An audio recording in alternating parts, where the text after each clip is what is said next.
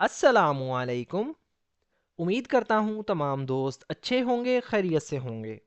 दोस्तों, आज की इस वीडियो में मैं आपके साथ एक स्टोरी को ट्रांसलेट करने वाला हूँ जिसका टाइटल है द हिडन केव, मतलब एक पोशीदा गार, एक छुपी हुई गार। सो फ्रेंड्स, अगर आप भी चाहते हैं इस तरह की पैराग्राफ और स्टोरीज की मदद से अपनी स्पोकन इंग्लिश को इम्प्रूव करना, तो अभी हमारे इस चैनल को सब्सक्राइब कर लें और साथ में लगे बेल आइकन को ज़रूर प्रेस कर लें ताकि हमारी आने वाली इस तरह की न्यू वीडियो का नोटिफिकेशन सबसे पहले आप तक पहुंच सके। One sunny afternoon, a young boy named Ali was playing near the river bank of his village. One मतलब एक, सनी कहते हैं दोस्तों धूप वाली या धूप से भरी, आफ्टरनून यानी दोपहर को कहते हैं। A young boy, a young मतलब एक नौजवान, बॉय मतलब लड़का, नेम्ड जिसका नाम था, अली यानी अली जिसका नाम था, वॉज प्लेइंग यानी खेल रहा था। ये पास्ट कॉन्टिन्यूअस, वॉज प्लेइंग यानी खेल रहा था। नियर मतलब करीब या के करीब। रिवर बैंक कहते हैं दोस्तों दरिया के किनारे, रिवर बैंक कहते हैं दरिया के किनारे को। ऑफ मतलब के, हिज विलेज यानी उसके गांव के। One Sunny afternoon, a young boy named Ali was playing near the river bank of his village. एक धूप वाली दोपहर या धूप से भरी दोपहर, अली नाम का एक नौजवान लड़का अपने गांव के दरिया के किनारे खेल रहा था। While chasing a butterfly, he tripped over an unusual pile of rocks. While मतलब करते हुए, while यानी करते हुए या के दौरान, chasing यानी पीछा, chasing का मतलब होता है पीछा करना, a butterfly यानी एक तितली का। He tripped, he मतलब वो, tripped का मतलब होता है दोस्तों ठोकर खा गया या टकरा गया। He tripped यानी उसने ठोकर खाई। Over मतलब पर, and मतलब एक, अनयूजुअल यानी गैर मामूली या एक अजीबो गरीब। पायल कहते हैं दोस्तों ढेर को, अंबार को। ऑफ रॉक्स यानी पत्थरों के, रॉक्स कहते हैं पत्थरों को। While chasing a butterfly, he tripped over an unusual pile of rocks. एक तितली का पीछा करते हुए वो एक अजीबो गरीब पत्थरों के ढेर पर ठोकर खा गया, या उसने अजीबो गरीब पत्थरों के ढेर से ठोकर खाई। As he curiously moved the stones aside, he uncovered the entrance to a hidden cave. As मतलब जब या जैसे, he curiously, he मतलब उसने, curiously इसका मतलब होता है तजस्सुस से, moved मतलब हटाया या हरकत की, the stones यानी पत्थर या पत्थरों को, aside मतलब एक तरफ, he uncovered यानी उसने खोला, uncovered मतलब खोला, the entrance यानी रास्ता या एक दरवाजा, to मतलब का, a hidden cave यानी एक छुपी हुई गार का। As he curiously moved the stones aside, he uncovered the entrance to a hidden cave. जब उसने तजस्सुस से पत्थरों को एक तरफ किया या हटाया तो उसने एक छुपे हुए गार का दरवाजा खोला। Feeling both nervous and excited. Feeling मतलब महसूस करते हुए, both मतलब दोनों, nervous कहते हैं घबराहट को, and excited और पुरजोश। Ali decided to explore the mysterious place. Ali decided यानी अली ने फैसला किया, अली ने तय कर लिया। टू एक्सप्लोर मतलब दरियाफ्त करना या दरियाफ्त करने का, एक्सप्लोर का मतलब होता है दोस्तों दरियाफ्त करना। मिस्टीरियस कहते हैं पुरअसरार, प्लेस कहते हैं जगह को। Feeling both nervous and excited, Ali decided to explore the mysterious place. Nervous और पुरजोश महसूस करते हुए अली ने उस पुरअसरार जगह को दरियाफ्त करने का फैसला कर लिया। He quickly lit a small lantern and stepped inside. He मतलब वो या उसने, quickly मतलब जल्दी से, lit का मतलब होता है दोस्तों जलाना या रोशन करना। A small मतलब एक छोटा, lantern कहते हैं चिराग को, एक lantern। And और stepped मतलब कदम रखा, inside यानी अंदर या अंदर की तरफ। He quickly lit a small lantern and stepped inside. उसने जल्दी से एक छोटा सा तेल का चिराग जलाया और अंदर कदम रखा। लैंटर्न दोस्तों एक पुराने ज़माने में चिराग होता था जिसके अंदर तेल डालकर उसे रोशनी लेते थे, वो जलाया जाता था उसे। The air was cool and the walls of the cave sparkled faintly, resembling a starry night.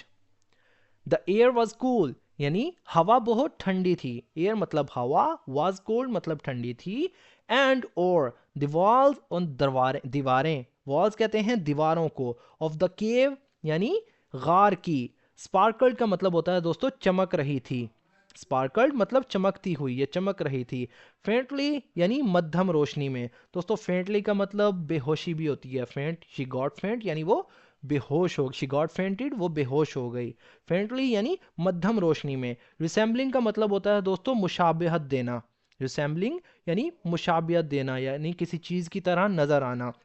A starry night यानी एक सितारों वाली रात की तरह मुशाबियत देना या दे रही थी।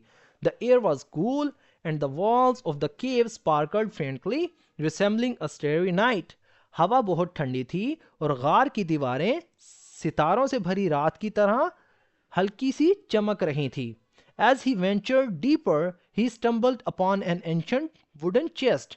As मतलब जैसे या जब, he ventured, ही मतलब वो, ventured का मतलब होता है दोस्तों गया या मुहिम जोई की, इसका मतलब होता है ventured यानी मुहिम जोई की या गया। deeper मतलब गहराई में, ही मतलब वो, स्टम्बल्ड अपॉन यानी टकराया, स्टम्बल कहते हैं दोस्तों टकराने को, स्टम्बल्ड अपॉन यानी टकराया या टकरा गया। एन मतलब एक, एंशंट वुडन चेस्ट, एंशंट कहते हैं कदीमी, वुडन मतलब लकड़ी का है, लकड़ी से बना हुआ, चेस्ट कहते हैं दोस्तों संदूक को। एंशंट वुडन चेस्ट यानी एक कदीम लकड़ी से बने संदूक से टकराया। As he ventured deeper, he stumbled upon an ancient wooden chest. जब वो मजीद गहराई में गया तो वो एक कदीम लकड़ी के संदूक से टकरा गया। Opening it with trembling. Opening मतलब खोलते हुए, it मतलब इसे, with मतलब के साथ, trembling का मतलब होता है दोस्तों कांपते हाथों, कांपते हुए, trembling मतलब कांपते हुए, hands मतलब हाथों से। Ali found it filled with shining coins, jewelry and old artifacts. Ali found it यानी अली को, अली फाउंड अली को मिला, इट मतलब ये, फील्ड यानी भरा हुआ, विद मतलब के साथ, शाइनी कॉइन्स यानी चमकते हुए सिक्कों से, ज्वेलरी यानी जेवरात से, एंड और ओल्ड आर्टिफैक्ट्स, आर्टिफैक्ट्स का मतलब होता है दोस्तों नमूने, ओल्ड मतलब पुराने, ओल्ड आर्टिफैक्ट्स यानी पुराने नमूने या पुराने नवादरात। आर्टिफैक्ट्स दोस्तों, आर्टिफैक्ट्स कहते हैं पुरानी चीजों को यानी कदीमी चीजों को, पुराने नमूने। Opening it with trembling hands, उसे कांपते हुए हाथों से खोलते हुए, Ali found it with shining coins, jewellery and old artifacts. Ali ने उसे चमकदार सिक्के, जेवरात और पुराने नमूनों से भरा पाया। Realizing that treasures could change lives, he decided not to keep it to himself. Realizing इसका मतलब होता है दोस्तों देखते हुए या समझते हुए। The treasure कहते हैं दोस्तों खजाने को, treasure का मतलब होता है खजाना। Could change मतलब बदल सकता है, तब्दील कर सकता है। Lives यानी जिंदगियां। He decided उसने फैसला किया। Not to keep मतलब ना रखने का, इट मतलब उसे यानी खजाने को, टू हिमसेल्फ यानी अपने पास। Realising that treasure could change lives, he decided not to keep it to himself. ये समझते हुए कि खजाना जिंदगियां बदल सकता है, उसने उसे अपने पास ना रखने का फैसला किया। He inform the village elders who agreed to use the treasure to build a school for the children. He informed उसने इत्तला दी, उसने मुतल्ला किया, उसने बताया। विलेज ओल्डर्स यानी गांव के बुजुर्गों को, ओल्डर्स कहते हैं विलेज ओल्डर्स यानी गांव के बुजुर्ग। हु मतलब जो या जिन्होंने, एग्रीड मतलब इत्तफाक किया या राजी हो गए थे या राजी थे। टू यूज द ट्रेजर यानी खजाने को इस्तेमाल करने पर, टू यूज मतलब इस्तेमाल करना, ट्रेजर यानी खजाने को। टू बिल्ड यानी तामीर करना, अ स्कूल यानी एक school, to build a school यानी एक स्कूल तामीर करने के लिए। फॉर के लिए, द चिल्ड्रन यानी बच्चों के लिए। He informed the village elders who agreed to use the treasure to build a school for the children. उसने गांव के बुजुर्गों को इत्तला दी जिन्होंने उस खजाने को बच्चों के लिए स्कूल बनाने के लिए इस्तेमाल करने पर इत्तफाक किया।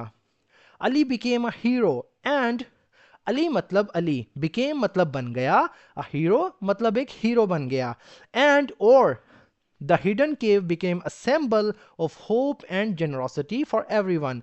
हिडन केव मतलब पोशीदा गार, छुपी हुई गार। बिकेम मतलब बन गई या हो गई। अ सिंबल मतलब एक निशान। ऑफ होप यानी उम्मीद का। सिंबल कहते हैं दोस्तों निशान को, होप कहते हैं उम्मीद को। एंड और जनरोसिटी यानी सखावत का, जनरोसिटी कहते हैं सखावत को। फॉर एवरीवन हर किसी के लिए, सब के लिए। Ali became a hero, Ali एक हीरो बन गया। And the hidden cave became a symbol of hope and generosity for everyone, और पोशीदा गार हर एक के लिए उम्मीद और सखावत की अलामत बन गई। सो फ्रेंड्स, ये थी हमारी आज की स्टोरी। अगर वीडियो आपको थोड़ी सी भी यूज़फुल लगी हो तो प्लीज़ हमारे इस वीडियो को लाइक करें और इसे अपने दोस्तों के साथ भी शेयर करें। तो दोस्तों मिलते हैं अपने नेक्स्ट वीडियो में, तब तक के लिए अल्लाह हाफिज़।